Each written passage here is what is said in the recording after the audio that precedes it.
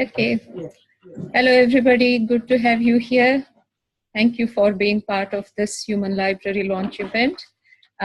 This is Sue, whom you know more than you do me, probably. I'm Ashwinee. Excuse me, I've got to go early. Can I ask a question, please? Yes, if you wish to. Where are you from? I'm from Central Auckland. I work with the Blind Foundation. No. I'm from Blockhouse Bay. Where are you really from? I'm from Auckland. Where are you from? No, So am I. No, where are you really from? Because that's not a central Auckland accent. Oh, where are you from? Where are you from? I'm from New Zealand. I've been here for 18 years. Yeah, and I have been here for 15. So 15 years. yeah. So between the two of you, it's 33 years, is that right? Yep, your math Where is are you good. from, though? Where are you from, Chris? I'm from Awhina House. Oh, okay.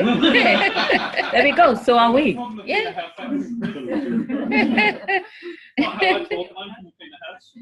So that was setting the scene, guys. Back to Ashwinee. Yeah. Yes.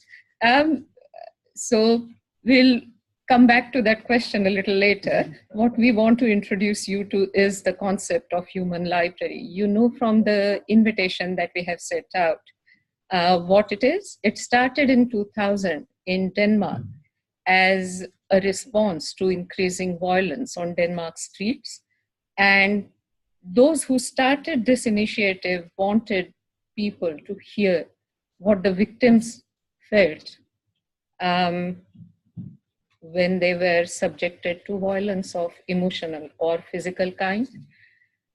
And the idea was that those who wanted to participate would become the human books. They would be available to talk to people at certain times convenient to them. And anybody who wanted to take out the book could come to the human library, wherever it was to be on a particular day, and take out a book, spend time with the book, listening to its story, and then asking questions if they had any. So that is how it started. It grew to such a size that they had human library depots. So they would have multiple books in a depot, and people would come and visit the depot, take out a book at a particular time, again, read it, as in listen to it, chat with it, ask questions. When the organizers launched this event, they thought that what if it did not succeed, or people did not come for the first ever event? Then they thought that, well, there would be 7-8 books, so perhaps the books will start talking to each other. But it did kick off, and it has now become a global initiative. Some organizations use it as a diversity and inclusion effort. And we are hoping that at the Blind Foundation, which is, to be very fair, a very inclusive workplace, it's a very welcoming and warm workplace. So we are hoping that with this event and initiative, people would get to talk to each other more than just knowing each other vaguely when we are walking across the corridors or come across each other somewhere.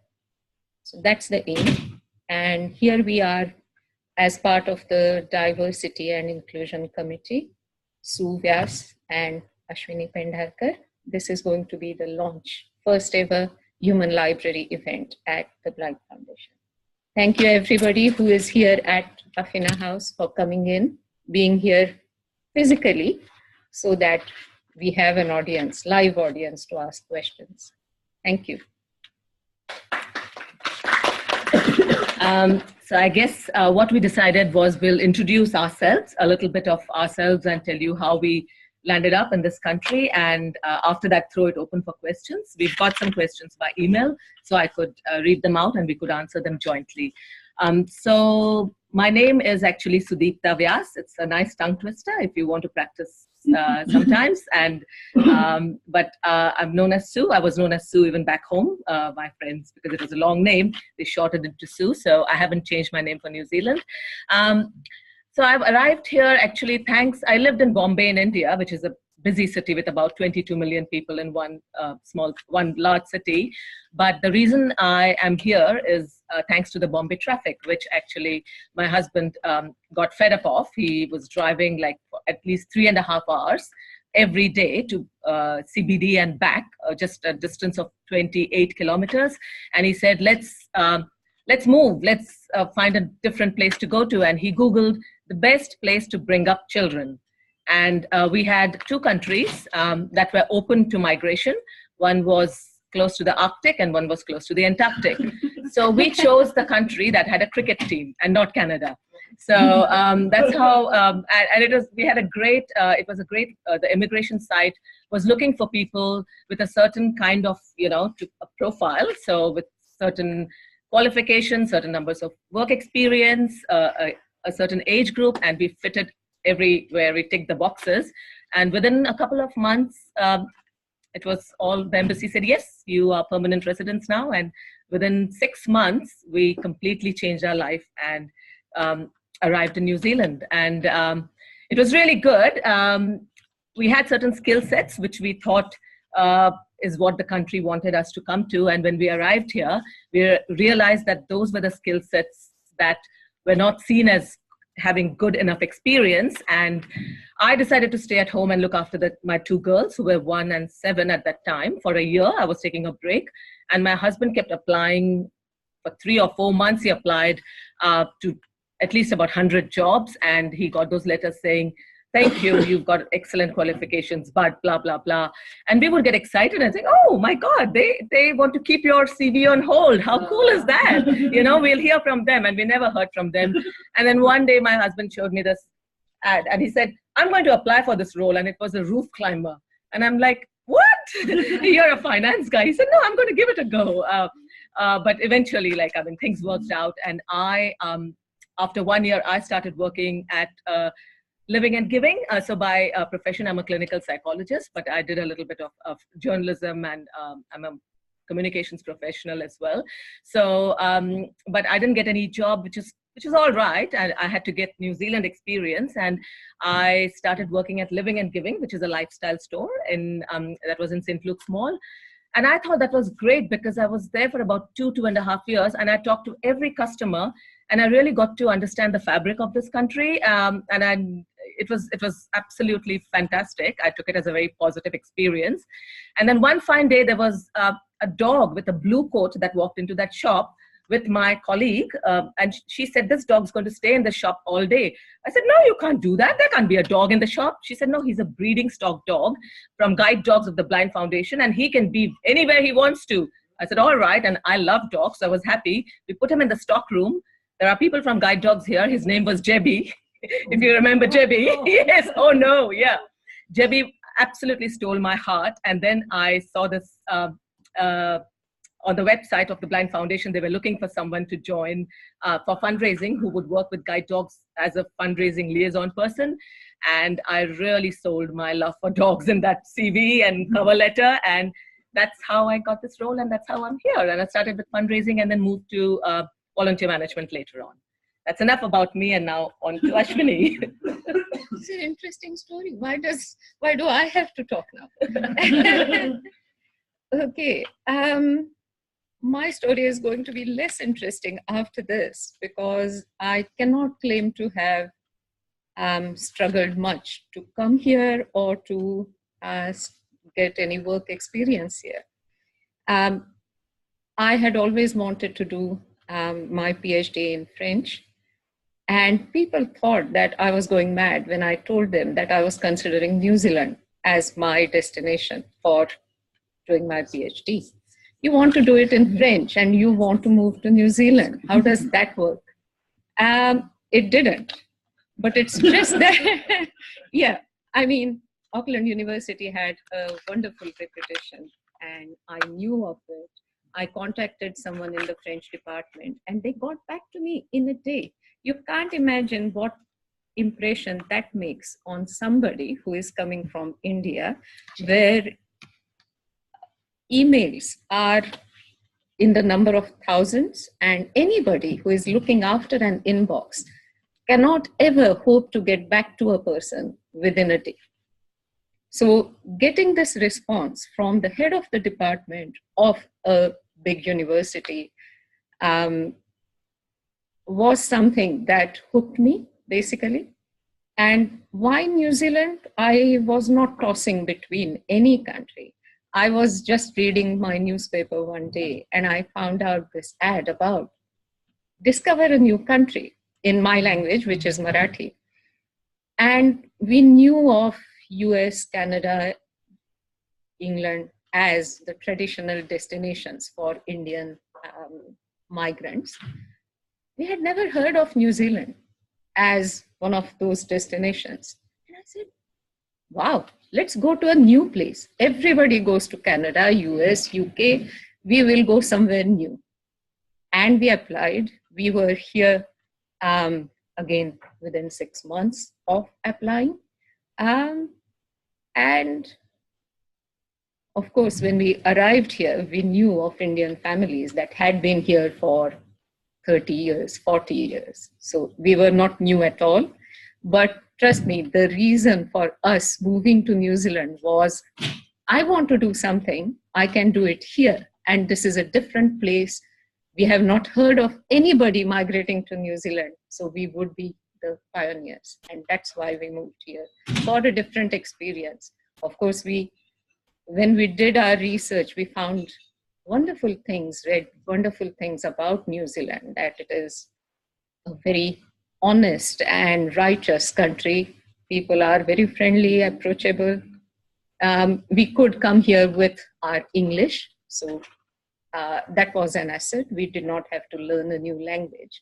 Had I thought of migrating to France, perhaps my husband, my daughter, they would be dropped in that situation where they would be without a language for some days at least. So we decided to come here. It's a beautiful country. We could see it from the internet websites and videos. So we came here. I got into my PhD program. But because I did not have a formal qualification in French, I was asked to do a 6 months course. That was called a bridging course, because I had knowledge of French after having done courses from Alliance Française, which is the French teaching institute. In those 6 months, I was looking for different things to do. I loved it that as a student, I could work part-time, keep earning, keep paying my own tuition fees using the money that I earned. And we thought that this would be a good learning experience for our daughter, who was 8 at the time. Because in India, I have never had to work. I come from, it is more a question of not being rich, but having the attitude towards work that you always do what you enjoy the most. If you end up earning in the process, fine. But if not, work for your passion. And that's the kind of family that I come from. I always loved teaching. So I have always been a teacher. Even in India, I taught French. I taught in what is grammar school here, but what we call junior college in India. So the years before people went to university. So I thought that I would get into a teaching job while doing my PhD here. But when I was doing that bridging course, I discovered something that I could do while sitting in my classes, which was being a note taker for disabled people, disabled students who were my classmates or who were part of other classes. And though I come from this background in languages, I have truly a wide range of interests, and I just love to learn. Even now, you drop me in a classroom and I'm happy to be there. So I decided that I'm going to do this role. I applied for it. And in my interview, I told them that I just love this opportunity and this kind of work, because it gives me the option of working learning, earning, and helping someone. That became their catchphrase over the years because they got it from me. So I started working as a note taker while attending my lectures. Then I slowly went into other lectures that I enjoyed. Oh, I would love to learn this. And I could just go in, become a note taker if they had a disabled student there, and just learn whatever that I enjoyed without having the pressure of exams and assignments. So these were some of the best years of my life when I could be a student as many times over as I wanted. Then I did my PhD. I went into teaching at the university as tutor, teaching assistant, then lecturer. I enjoyed this, but then I thought that I want to give back to the country that I have come to. And I wanted to work with, because I had experience of working with disabled students, I thought that I would go into an organization that works with people who need this kind of assistance. I was looking for things to do. When I found out about Blind Foundation from the disability services at AUT, where I used to work as a note taker, I wanted to work with the foundation, but then my research kept me away for a few years. I finished my library science degree as a backup, because what if I did not get a lecturership or a professorship later on? I always wanted to have a professional degree that could take me into a job. And when I finished that, I wanted to go into academic libraries. But before that, I wanted to work in the industry for 2 years. And I wanted to work with the Blind Foundation. So when something came up here, though cataloging was not my field, I applied and I got the job. I have been in it for past 2 years. I was very thankful to my supportive managers, one of which was Norman at the time, for letting me go to Monash when the opportunity presented. And I went there for a term to teach and came back, took up my job. But by then I knew that I had did, cataloging was no longer that challenging. I had mastered the system. I could work very quickly. I could do things accurately. I could reduce the backlog. What next? So I went into multiple things within the organization. So if you cannot go up, go sideways. That's what I have done. I enjoy my work here. I enjoy being in this space. I work with fantastic colleagues across the foundation. And I'm here ready for new challenges and changes if they present themselves to me, or I'll go looking after them. So that's my story. As I said, not many challenges, quite a smooth transition. I wanted to be here, I am here, and New Zealand has been a fantastic place for me. So I have never experienced any negative reaction, responses, anything. So in a way, quite a bland story. Anybody has any questions at this stage? You can come from the chat. Just some suggestions. Since Sue has the glasses, I'm going to let her look at them. I've just asked if everyone can hear. I think it probably can. So, yeah. Yes, Teddy wants to ask a question, and I'm supposed to repeat your question because the group here, there are about 14 people. They may not be able to hear. So after you ask, we'll repeat it. And there is a caste system there, which it's all commonly referred to as untouchables, but I'm sure there's a different Indian word for it. And these people seem to be through historical circumstances, kind of locked into cycle of poverty. So has there been political and social change that has improved circumstances for people? Any positive action to assist them out of that cycle of poverty because of discrimination? So I'll repeat your question, Penny, because I've got it here.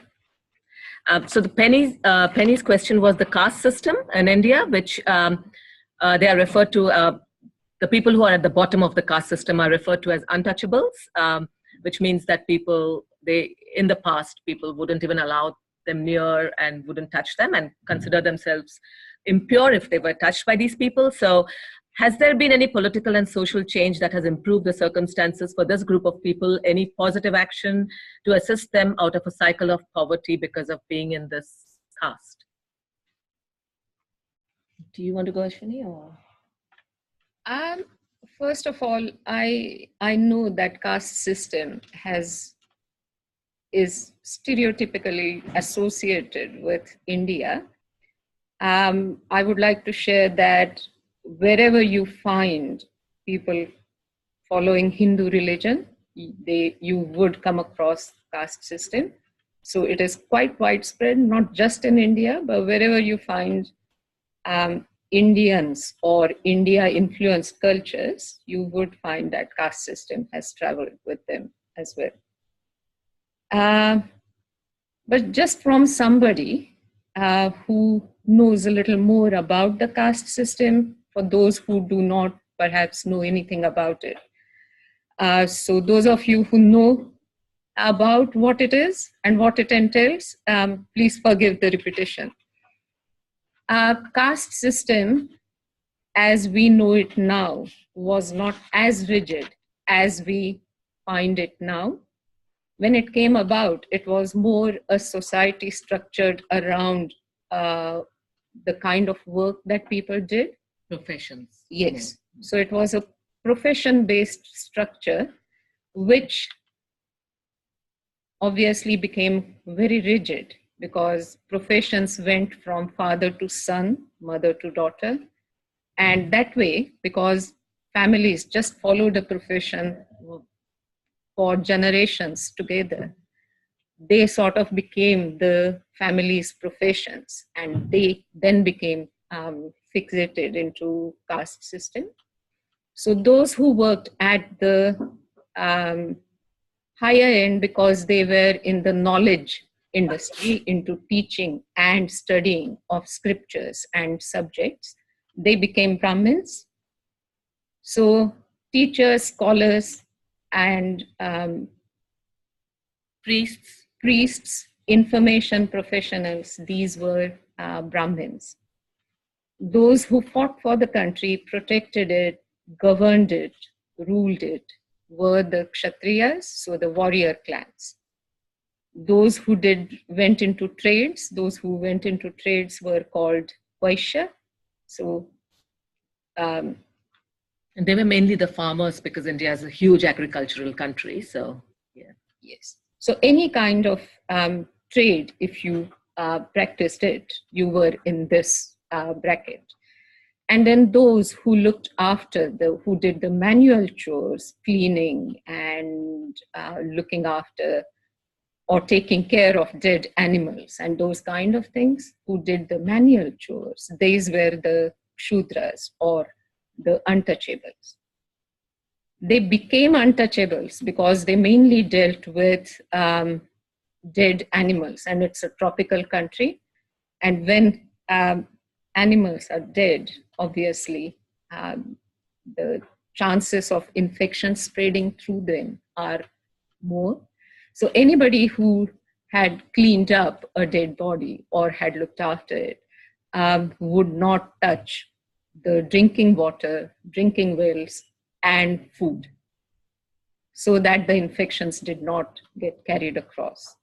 That was the reason of considering them as, or not letting them touch anything that people ate or drank. But just as this profession became rigid and was followed by families, they became the untouchables, because somebody who was going to clean dead body after dead body of animals or birds or any, they were going to serve people who ate meat, they would not wash themselves because they were doing this thing the whole day, and they would wash themselves only at night, and then they became touchables. But as times went by and people became more and more rigid, anybody who was born to a family that dealt with these dead animals would be considered untouchable. And that is how it has been, unfortunately, for centuries now. Things have changed politically and socially, and things have not changed. Anything that you say about a massive country such as India, the exact opposite is equally true at the same time. So if I say that India is a tolerant country, it is also true that India can be extremely intolerant as a society. So that was my take on the caste system and my take on whether things have changed socially or not. Just to add to that, Penny, to your question, is that the government has put in very, very strict practices to protect the scheduled caste there. So there are reservations in colleges, in schools, in jobs. Because so much of damage has been done and the damage control for that, there's a reservation put in place. A lot of the upper castes find this, are very angry about it because they think, oh, only deserving candidates should get into, places. But I've got very strong views about these, so I totally support reservation in India, because I think when one caste takes away the power of education from one for centuries, there is the evolution. Naturally, there is lack of development, and if you're kept outside the village and if you're not allowed inside, you have not been privy to lots of information and knowledge. So the government has rectified that. There is a lot of war going on all the time, but definitely politically, there are practices in place to take care of that and to bridge the gap. Yeah, whether it's happening efficiently is a big question mark, but no, yeah. And what Ashwinee said is right. India is a land of contrast. If it's tolerant, it's very intolerant. If it's poor, it's extremely rich on the other side. So we've got the richest man of India who's got a helipad. Yeah, he's got in Bombay. He owns a 23 floor. He's got about a few hundred car parks in his building. He lives in Bombay. He has about a few hundred domestic help, and he owns an entire cricket team in IPL, which is the Indian Premier League. At the same time, there are a few million people on the streets who don't even get one meal a day. So that's the land of contrast. Yeah. Yes, Norman. So what caste do you belong to? Shamefully to the upper class. Yeah. So, I wouldn't say shamefully, as long as see, that's we the do difference. not, Yeah. Because I come from families that have never observed. These are, educated families, cultured families, and I'm not saying that all follow what I have grown up with, but the values that my families shared with me and the family that I went into after my marriage, we have never supported or carried on these practices. So I look at the, for want of a better word, caste that I belong to as somebody who is, as a caste that is dedicated to education and learning. And just as Brahmins and upper caste people have been known to propagate the caste system and its negatives, these were the first people to work for the lower castes and to helping them and educating them when it was required. These were the castes that stood up against the British. These were the classes and castes that initiated the freedom struggle because they were the educated castes. So I'm proud to be part of it, and I'm proud that though I am part of it, I in no way support and carry on the negative aspects of these castes. So Norman, I don't follow religion. So I'm lucky to be in a country where I can tick a box that says I don't have a religion. So because I don't have a religion, I don't have a caste, literally. So my family doesn't even discuss caste. My children don't know what it is to be one caste or the other. So I've got that kind of extremist view on it. So, and that's how, see, this is how we coexist. Ashwinee and I have totally different views, but the core values are very similar. So, you know, that's the beauty of being an Indian. You might completely disagree with somebody, but still, when your core values are the same, you still have the same mission. Yeah. And to be very honest, I don't tick a box when there is a checkbox for religion or caste. I was in school when I had first written as, in my language, human being as my identity. Absolutely. So, as I said, but I have ensured that my daughter is aware of what the caste system is, what are its negatives. So this is a resistance that has come from knowledge. So And the privilege of knowledge. Yeah, privilege of knowledge, yes. Rose has a question.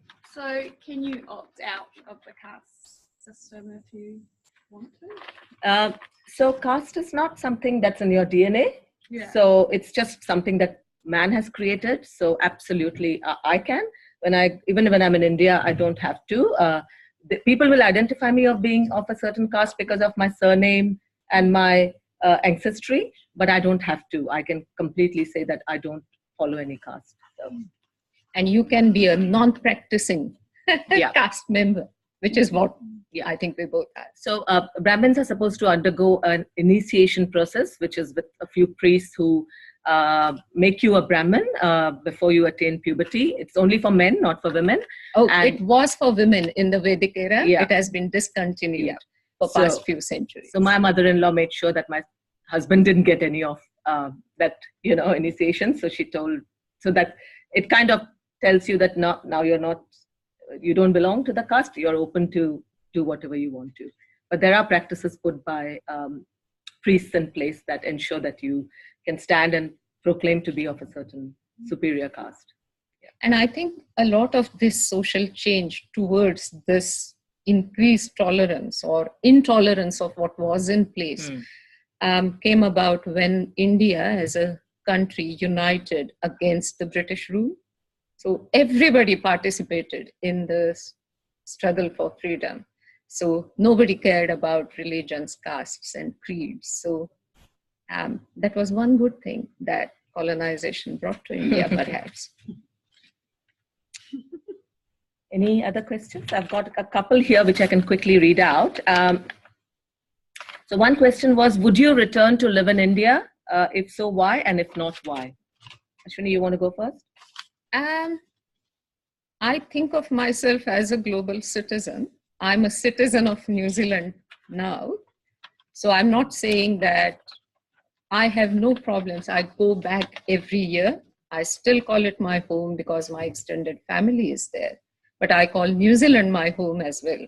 So would I go back thinking that India is my home? No. But would I go back to India? Oh, yes. Always, all the time. Will I go back and live there? I wouldn't mind that either.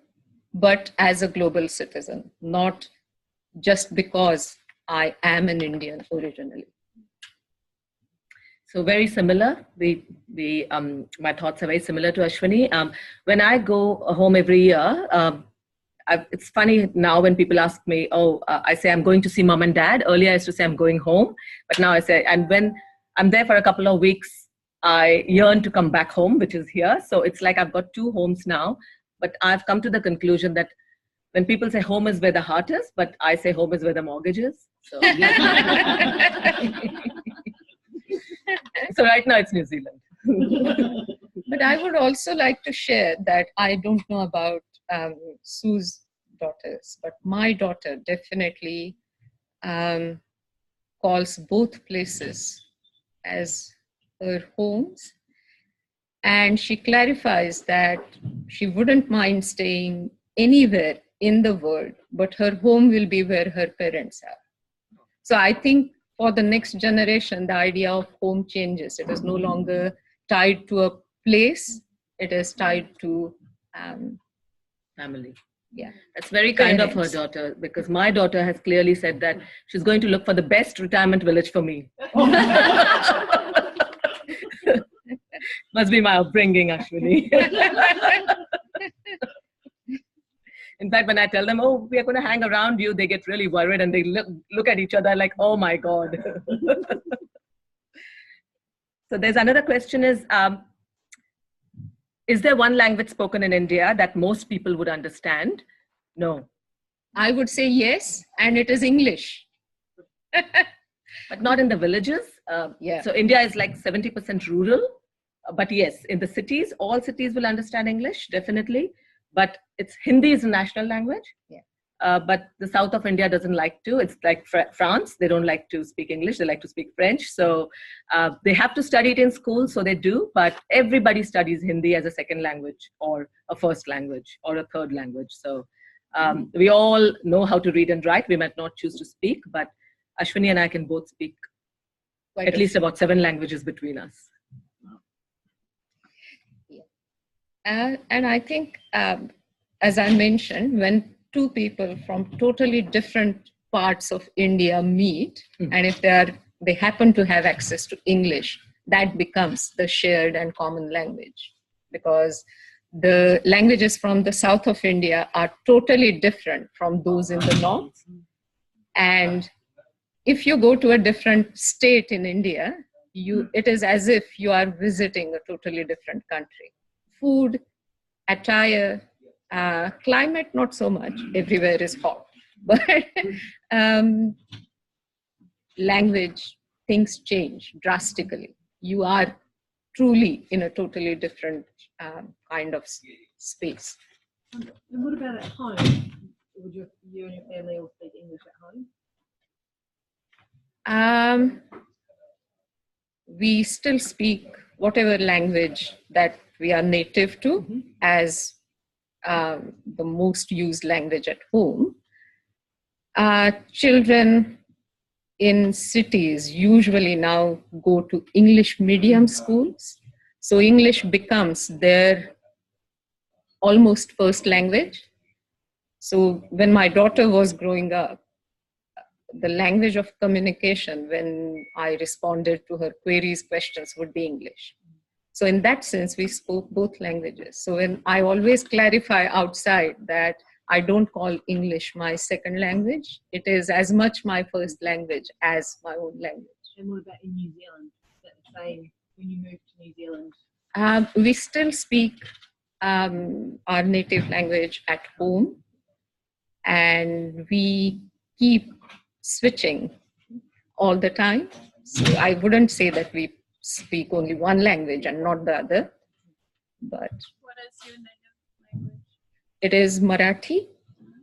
So I'm from Maharashtra, Mumbai. So Marathi is my language. Sue speaks it too. Because I grew up in Bombay as well.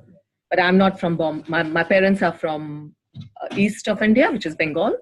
And but they chose to settle in Bombay. So I speak my parents' language. I speak Ashwinee's parents' language, and Hindi and English and a couple of other languages which we grow around with. But my predominantly at home, it's English, the language that we speak with my girls. But when I want to tell my husband something I don't want them to know, I've got a few options. But they kind of catch on because there are certain words, they understand all the languages, but they can't speak it. But I try to make it very complicated and rapid.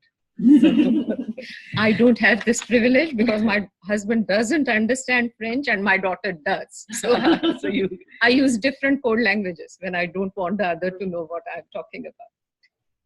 I just had one thing to say, which I didn't include in my introduction, is that, you know, how a lot of people say that, how do you integrate in New Zealand? What do you bring? You know, yes, we bring our culture, we bring our food, we bring our colorful clothes and everything. But what I I think what I have brought to this country is my love for theatre. So I came here and I founded a theatre group in Auckland. And I'm very proud to say that in the last 14 years, we've come a long way. And this is the first time we have joined, we are partners with ATC, which is the Auckland Theatre Company, and we're performing in June and July. Is one of Rohinton Mystery. He was one of bestsellers. His book, A Fine Balance, was quite well known in New Zealand. So we are performing that. And we always perform in English because we want the New Zealand audience to imbibe the Indian culture through a language that's common. So I'm plugging. Yeah. I've got bookmarks and flyers and posters if anybody wants. So if you are interested, please buy a ticket and come along. Otherwise, yeah, talk to me about it. Yes. I've already bought a ticket. Have you? Yeah, oh my God. Yeah.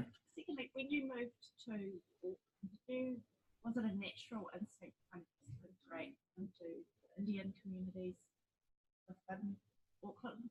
When you came here, kind of seeking. You gravitate towards your sense of comfort first, yeah, but not necessarily. I have a mix of friends who belong to different ethnicities, so to speak, and locals here as well.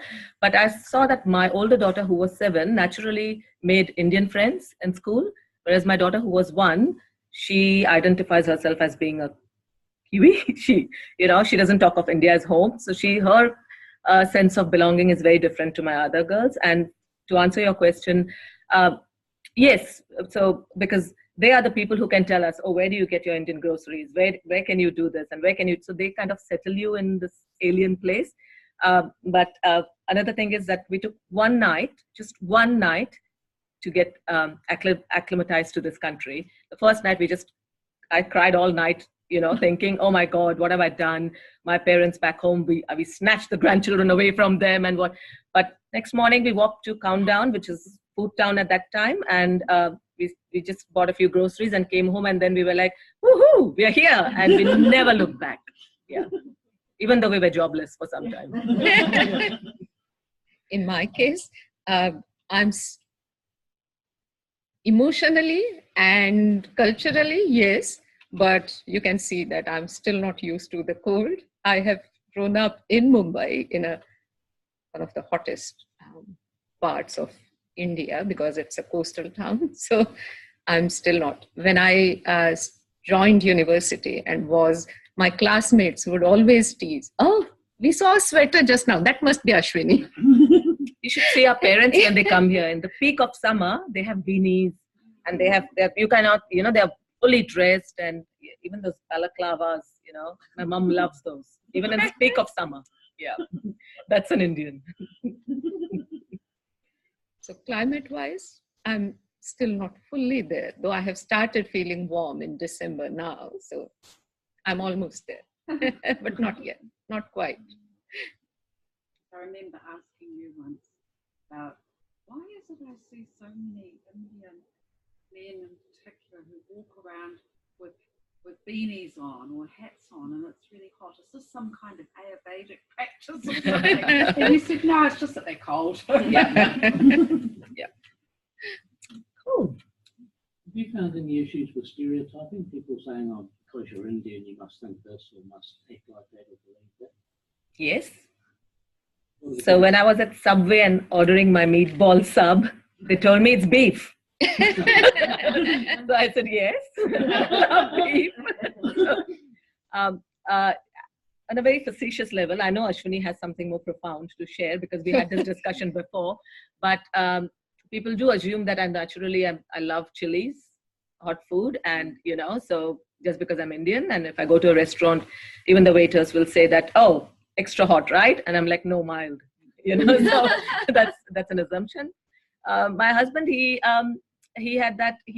a private banker, and on his way, he was picking up milk from the supermarket, and the lady at the checkout, she asked him, because he dresses like a private banker, she said, which company, what company taxis do you drive? So, because he was in a coat and a suit, and like, oh, you must be from some corporate cab. So it's just, and it's all in good faith, and we never, mind this, but yeah, there definitely assumptions are made about us. But it's good they make that, then we can dispel them. Yeah.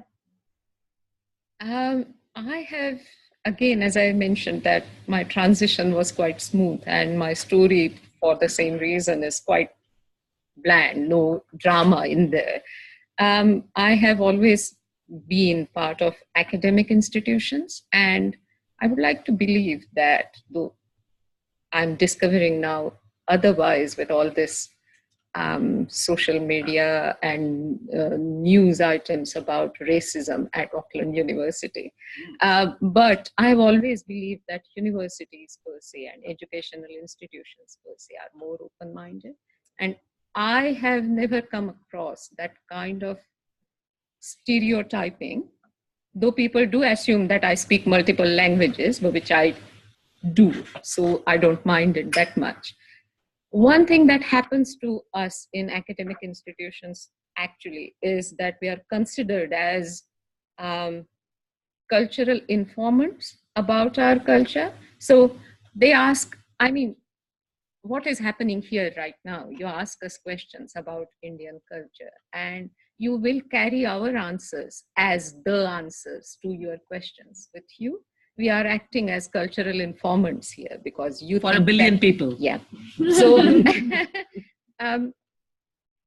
these are our answers to your questions. So I would strongly recommend that you keep that in mind when you carry our answers with you, Further. that these are our answers and somebody else might say something totally different, and they might be equally valid and true.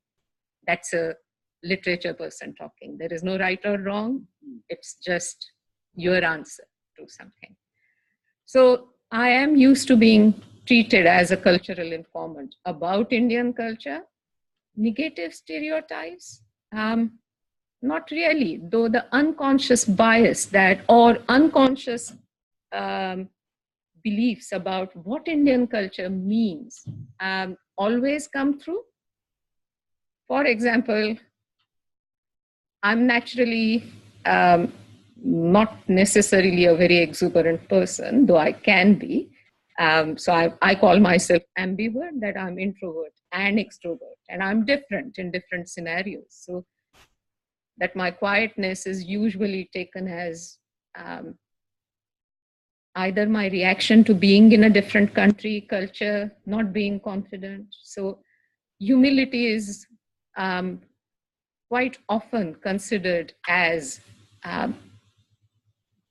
inferiority complex here, but I wouldn't claim that it is a New Zealand thing. I have come across this elsewhere as well, but that is something that I often come across personally.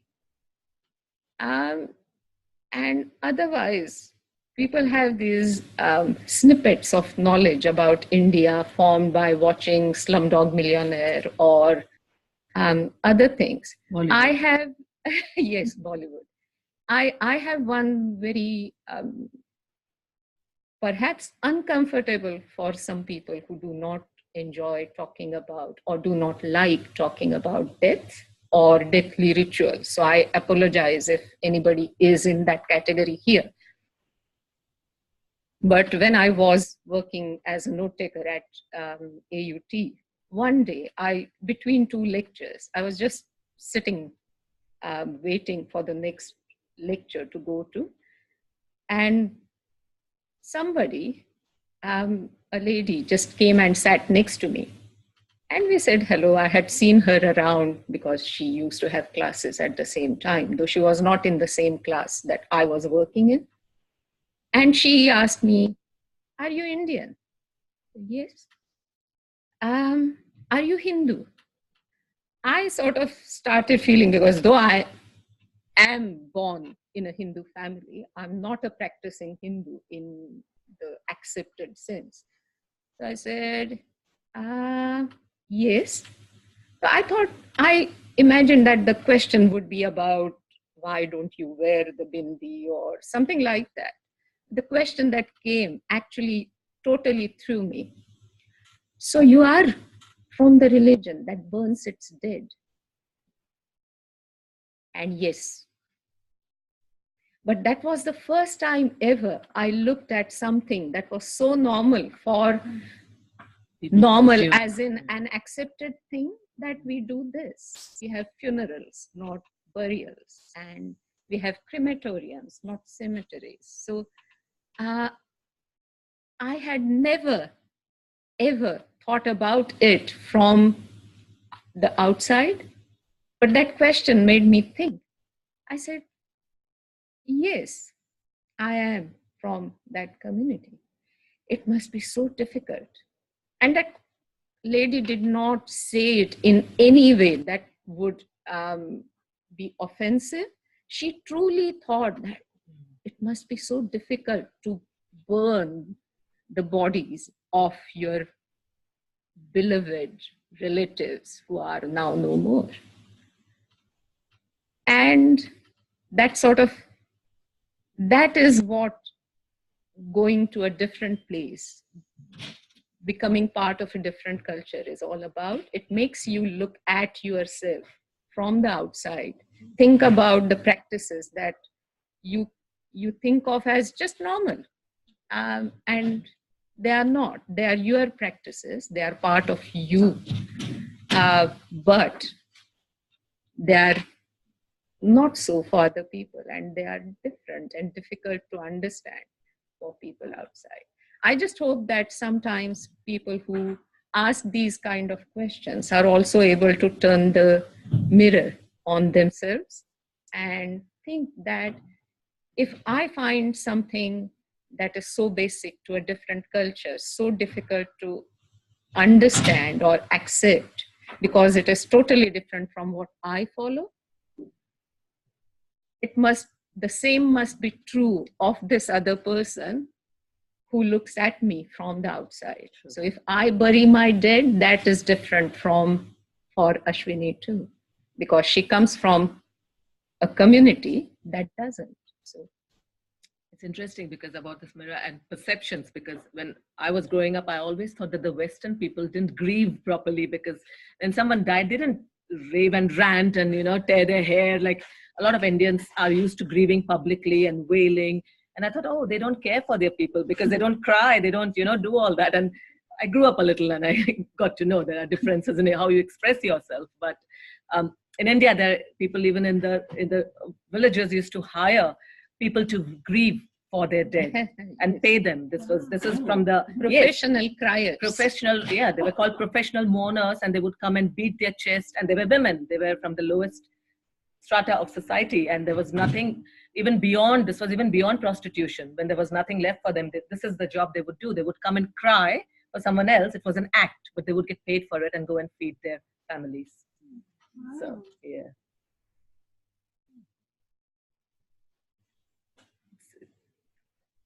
And if you have any more questions, and if you have any difficult questions, don't hesitate to come and ask us. We won't be offended. That's the reason we are here as a book, because you can ask any questions. And if any of you listening or online want to offer yourself as a book, we would love to have another book in a month or couple of months' time. Yeah, it could be anybody. It doesn't have to be an ethnicity. It could be any part of diversity that you identify with. And I strongly believe that anybody can be a human book, because everybody has something interesting to share. Absolutely. And when we work together, we spend the longest part of the day in this workspace, and yet we don't really know each other that well at all. And this, I think, is a very good way of finding out a little more about somebody else. And in this era of internet and Googling everything, I think we are losing touch with human beings. And as human beings, I'm not saying everybody is or that has become the norm, but we sort of look at everything as quite abstract. And when we talk to people, those abstract issues get a face, and you get to hear of a different perspective from someone who truly believes in that perspective. And I think that is often helpful when we want to grow out of our boxes, that we naturally are in. It's just a bigger frame. But if we want to break all the frames and truly become an open-minded human being, then this is the best way to do it, by talking to each other, asking each other questions. So, Thank you. Thank you very much, all of you, for being so attentive. yes, truly, thank you. It has been, I have wondered when I introduced this idea sort of to the committee, I wondered whether people would There's one like it. question. Yeah. Sorry, there's a question from someone to both of us. Is it Mumbai or Bombay? My answer is, what's in a name? No, everything is in a name, but that will show Contrast. but that will show you that we come from a time, or we have been here from a time when Mumbai was still Bombay, when we spoke in English, and now it is Mumbai. So everybody just says Mumbai. And I have taught myself to say Mumbai in English. When I'm speaking in English, it doesn't still come naturally to me, because Bombay is the English name of Mumbai. But since we have gone native now in terms of place names, so we are decolonizing Indian places, and that's why Mumbai is the accepted name now. So it is both. You can call it what you want to, but if you say Bombay on a letter, it won't get delivered because. Oh, really? Yeah. There have been postmen who have taken umbrage to that and said, sorry, if it's not Mumbai, we will delay the delivery. So there you go. Shows how long I have not written a letter. It's only emails and phone calls now for me mostly. But yeah. And now we shall go and have our lunch, Yes. which is not rice and curry.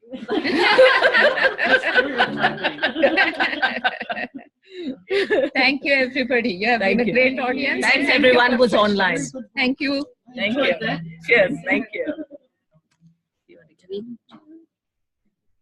Ranel asked a question there, but it's something that Norman had already asked. Right. Yeah. Right. Where do we log out from? I think you should be able to end the meeting. Don't just exit out.